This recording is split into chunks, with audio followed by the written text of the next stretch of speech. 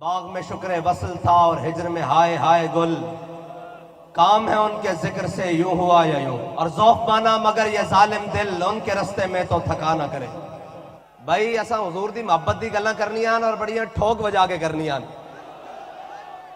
اور اسی جس کو سنیاں وہ بھی بڑیاں ٹھوک بجا کے سنیاں ہویاں کہ نہ شبم نہ شب پرستم کہ حدیث خواب گویم، چوں غلام آفتابم ہما از آفتاب گویم۔ نہ اسی کاڑیاں تے نہ کاڑیاں گلاں کردیاں، چمک دے محبوب دے غلاماں تے گلاں بھی چمک دیاں ہویاں کردیاں۔ سانو اس گل نہ غرض کوئی نہیں کوئی کتھے کی گل کر رہا یا کسی نے آ کے کی گل کرنی، سانو اتنا پتا کہ ساڈا بابا سانو دس کے گیا کہ انہیں جانا انہیں جانا انہیں جانا انہیں جانا، بس ہمیں پتا ہے ہم نے کیا کرنا ہے اور ہم نے کیا بات کرنی ہے اور قوم کو کیا بات سنانی ہے، اور ہم نے وہ باتیں نہیں سنانی۔ اقبال کہتا ہے مست رکھو انہیں ذکر و فکر و صبح گاہی میں، اور پختہ تر کر دو ان کو مزاج خانقاہی میں، اور محکوم کے حق میں یہی تربیت اچھی، موسیقی اور صورت گری و علم نباتات۔ ہم وہ تو نہیں نا کہ جناب فلسطین کے بچے پانی کے لیے ترس رہے ہوں اور وہاں کی مائیں کسی صلاح الدین ایوبی کے انتظار میں ہوں، اور ہم یہاں بیٹھ کر کہیں کہ ہم خوشیاں منا رہے ہیں، ہمارا چور 50 روپے کے اسٹامپ سے بھاگا ہوا وہ واپس آ گیا ہے۔ ہم نے تو یہی پڑھا ہے اور یہی سنا ہے، اور ہم تاریخ اچھے طریقے سے یہی جانتے ہیں کہ مستند رستے وہی مانے گئے جن سے ہو کر تیرے دیوانے گئے۔ مستند رستے وہی مانے گئے جن سے ہو کر تیرے دیوانے گئے، اور لوٹ آئے جتنے فرزانے گئے، تاب منزل صرف دیوانے گئے۔ اور آہ کو نسبت ہے کچھ اس شاخ سے، آہ نکلی اور پہچانے گئے۔ آج پاکستان کے اندر آپ کو جو فلسطین کی بات کرتا ہوا نظر آئے، صرف ایسے جھنڈی پکڑ کے ایسے ایسے نہیں، جو یہ بات کرتا ہوا نظر آئے کہ اوئے تم نے یہ درار ٹینک، یہ خالد ٹینک، یہ غوری، یہ حطف، یہ میزائل، یہ شاہین، یہ 1 2 3 کس دن کے لیے سنبھال کے رکھے ہیں؟ ہم تمہیں کہتے ہیں کہ آج فلسطین کے مسلمانوں کے لیے ان کا منہ سیدھا کرو اسرائیل کی طرف، اور ہمیں بھی بلا لو، اور اگر تمہاری ٹانگیں کانپتی ہیں تو محمد عربی کے شیروں کو بلا لو، اور آ کر یہ کہو کہ خیبر خیبر یا یہود، خیبر خیبر یا یہود۔ لیکن آج تامن اسلامی مردے، یہ ممالک نہیں ہیں، اسلامی مردے ہیں۔ میرے آقا و مولا صلی اللہ تعالیٰ علیہ وسلم نے فرمایا مومن جسد واحد کی طرح ہے، اور جسم کے کسی حصے میں تکلیف ہو پورا جسم بے چین ہو جاتا ہے۔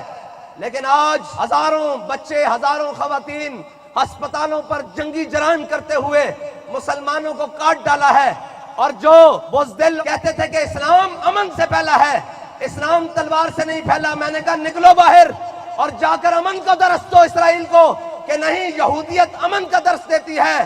ہاں اگر یہودیت بم برسانے کا درس دیتی ہے تو اسلام سر جھکانے کا درس نہیں دیتا۔ اسلام تو کہتا ہے ستمگر ادھر آ، ہنر آزمائے، تو تیر آزما ہم جگر آزمائے۔ لیکن 3 دہائیوں سے پاکستانی میڈیا اور مغرب ذرا دانشور، صحافت کے علمبردار، اور جناب اپنے آپ کو پروفیسر کہنے والے اور جناب لٹریچر فراہم کرنے والے، وہ صرف اس بات پر اڑے ہوئے تھے کہ جی اسلام اخلاق سے پہلا ہے، تلوار سے نہیں پہلا، اور جو محمد عربی کے تلوار کی بات کرے وہ کہتے تھے یہ دہشت گرد ہے۔ میں نے کہا اگر مسلمان جہاد کی بات کرے تو وہ دہشت گرد ہے، لیکن آج بتاؤ پوری دنیا میں کوئی اسرائیل کو دہشت گرد کرنے کے لیے تیار ہے؟ وہ تو مظلوم بچوں کے اوپر بمباری کر رہا ہے۔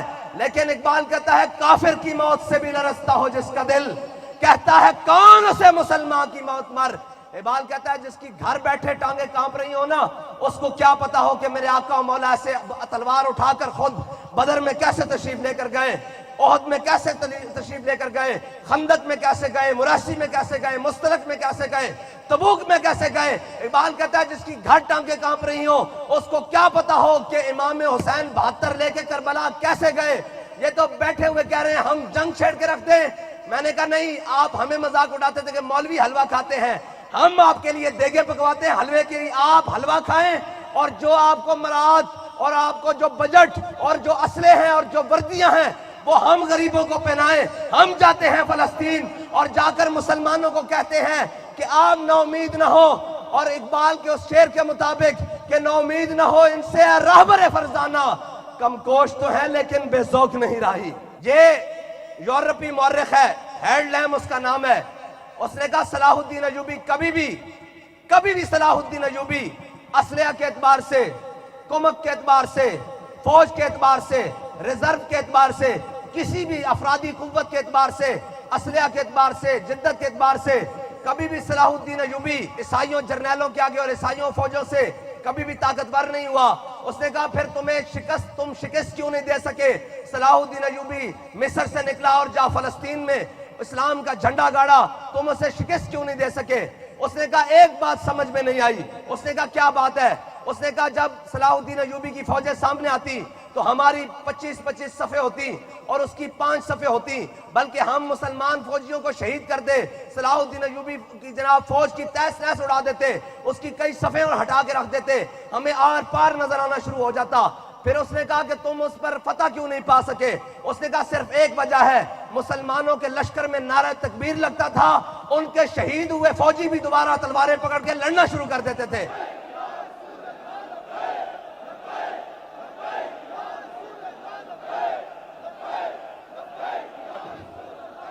بھائی یہی نعرہ ہے جس نعرے نے کشمیر فتح کروانا ہے. ہمیں اور کسی سے امید نہیں ہے, بس ساری امیدیں ماند پڑ گئی ہیں.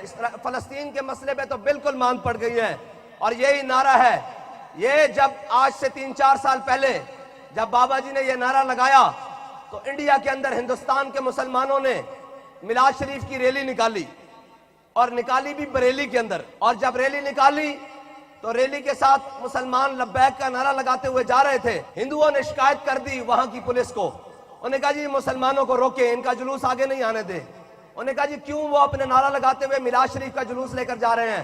انہوں نے کہا جی جلوس کا مسئلہ نہیں ہے, وہ جو لبیک کا نعرہ لگا رہے ہیں نا, اگر یہ ایسے نعرہ لگاتے ہوئے آگے چلے گئے تو آگے ہمارے مندر ہیں, ہمیں یہ لگتا ہے کہ اس نعرے سے ہمارے مندر گر جائیں گے. اور یہی نعرہ ہے جو مسلمان کے اندر رمق پیدا کرتا ہے ایمان کی, اور دنیا کی طاقتیں رکھنے والے اور یہ کہنے والے کہ اسلام امن کا درس دیتا ہے اور مسلمان دہشت گرد ہو گئے ہیں. آج کسی نے اٹھ کر کہا ہے کہ کوئی یہودی دہشت گرد ہو گیا ہے, کسی امریکی نے, کسی یہودی نے کہا ہے کہ یہودی دہشت گرد ہو گئے ہیں, لیکن کلمہ پڑھنے کے بعد بے یقینے ہو کر خود تلوار اٹھا نہیں سکتے, خود محمد عربی کے دین کی بات کر نہیں سکتے. اور میرے آقا مولا صلی اللہ تعالیٰ علیہ وسلم نے میدان احد میں ایسے کر کے تلوار بلند کی, ایسے اوپر ہاتھ میں تلوار بلند کی, فرمایا کون ہے جو اس کا حق ادا کرے گا؟ بہت سارے صحابہ آگے آئے, حضور نے تلوار عطا نہیں کی. اتنی دیر میں ابو دجانہ سامنے آ گئے, کیا یا رسول اللہ اس کا حق کیا ہے؟ میرے آقا مولا صلی اللہ تعالیٰ علیہ وسلم نے فرمایا اس کا پہلا حق یہ ہے کہ یہ جس کے ہاتھ میں ہو وہ میدان سے نہ بھاگے. فرمایا یہ اللہ اور اس کے رسول کے دشمنوں کے خلاف اتنی چلے کہ ٹیڑھی ہو جائے. انہوں نے کہا یا رسول اللہ اس کا تیسرا حق کیا ہے؟ میرے آقا نے فرمایا یہ کسی عورت, بچے اور مظلوم پر نہ چلے. انہوں نے کہا یا رسول اللہ یہ تلوار مجھے عطا کر دے, یہ تلوار مجھے عطا کر دے. حضور نے تلوار عطا کر دی. حضرت ابو دجانہ ایسے مسلمانوں کی صفیں, ایسے حضور کے غلاموں کی صفیں, صحابہ کی صفیں لگی ہوئی, اور ایسے حضرت ابو دجانہ نکلے ایک جانب سے, اور پوری صفوں کے آگے سامنے کافر کھڑے ہیں, ایسے پہلوانوں کی طرح ہاتھ کھول کر پہلوانہ چال چلنے لگے, کبھی دائیں سے بائیں, کبھی بائیں سے دائیں. جب جا رہے تو میرے آقا مولا صلی اللہ تعالیٰ علیہ وسلم نے دیکھا, اور یہ ساتھ میں پڑھ رہے کہ انا الذی عاہدنی خلیلی ونحن بالصفق لدى النخیل اللہ اقوم الدہر فی القیول اضرب بسیف اللہ والرسول. کاج کھجوروں کے جھنڈ میں اپنے آقا مولا صلی اللہ تعالیٰ علیہ وسلم سے وعدہ کیا ہے, آج کے بعد پچھلی صفوں میں نہیں کھڑے ہونا, اگلی صفوں میں کھڑے ہونا ہے, اور اگلی صف میں کھڑے ہو کر اپنے آقا مولا صلی اللہ تعالیٰ علیہ وسلم کے دشمنوں کو کاٹتے رہنا ہے. جب حضور نے دیکھا کہ ابو دجانہ بڑی آکڑ کے ساتھ تکبرانہ چال چل رہا ہے تو میرے آقا نے فرمایا اللہ کو یہ چال بڑی ناپسند ہے, لیکن اس کے دشمنوں کے سامنے پسند ہے. ہم یہ کہنا چاہتے ہیں کہ اوئے کوئی بات کرو. اور رہی پاکستانی سیاستدانوں کی بات تو وہ کہتے ہیں نا کہ پڑھتا ہوں میں تو یہ کہتی ہے خالق کی کتاب, ہے یہ سعودی مثل یہودی یہ بھی عذاب. ارے اس قوم کے بارے میں قمر کیا لکھے جو کعبے کی کمائی سے پیتی ہے شراب.